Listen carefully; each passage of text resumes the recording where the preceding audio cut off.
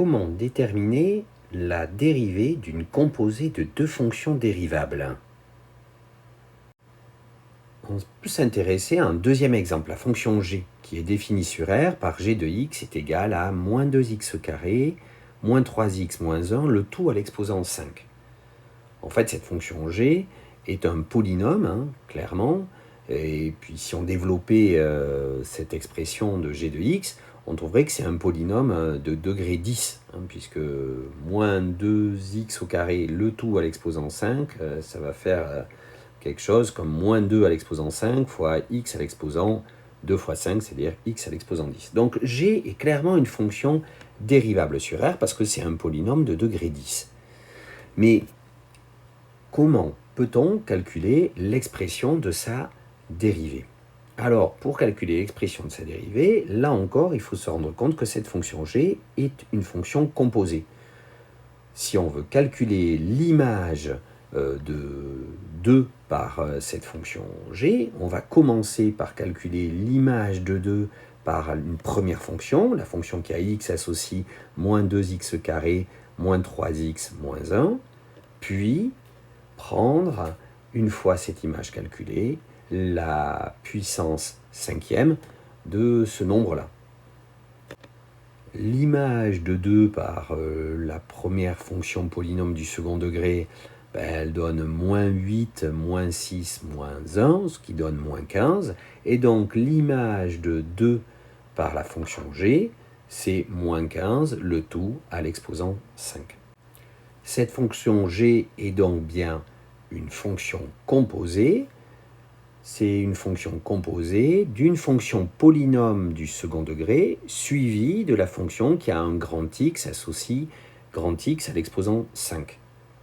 On peut donc dire que g de x, c'est u de x, le tout à l'exposant 5, en posant u de x est égal à moins 2x carré, moins 3x, moins 1.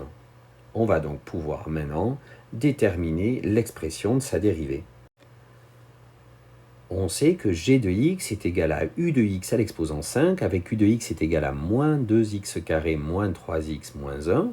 Pour calculer la dérivée de ce type de fonction composée, on peut donc utiliser la propriété qui dit que si u est dérivable sur un intervalle i de R et que n est un entier naturel supérieur à 1, alors u à l'exposant n est aussi dérivable sur i, et que la dérivée de cette fonction-là s'écrit de la forme u' fois u à l'exposant n-1.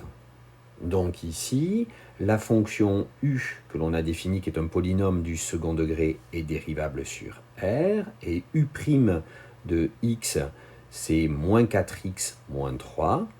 Donc, g est dérivable sur R, et g' de x est égal à 5, puisqu'ici n c'est 5, fois moins 4x moins 3, fois moins 2x carré moins 3x moins 1 à l'exposant 5 moins 1, c'est-à-dire 4. Ce qui donne finalement g' de x est égal à moins 20x moins 15, facteur de moins 2x carré moins 3x moins 1 à l'exposant 4.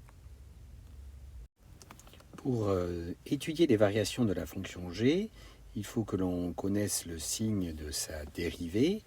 Or, g' de x est égal à 5, facteur de moins 4x moins 3, facteur de moins 2x carré moins 3x moins 1 à l'exposant 4. 5 est positif, moins 2x carré moins 3x moins 1, le tout à l'exposant 4. Comme l'exposant est pair ici, c'est un carré, et le carré d'un nombre réel est toujours positif, on peut donc dire que g' de x est du signe de moins 4x moins 3. Donc si on fait le tableau de signes, moins 4x moins 3 s'annule pour la valeur moins 3 quarts. De moins l'infini à moins 3 quarts, moins 4x moins 3 est positif, c'est du signe de moins 4, donc c'est plus. Et pour l'intervalle de moins 3 quarts à plus l'infini, c'est négatif. Donc la fonction G admet des variations. Elle est d'abord croissante de moins l'infini à moins 3/4, puis décroissante de moins 3/4 à plus l'infini. Juste une petite remarque, la dérivée de G s'annule pas seulement pour moins 3/4.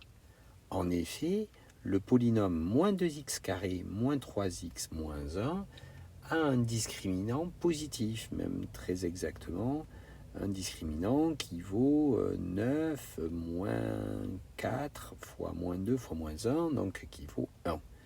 Les deux racines de ce polynôme du second degré sont moins 1 et moins 1 demi.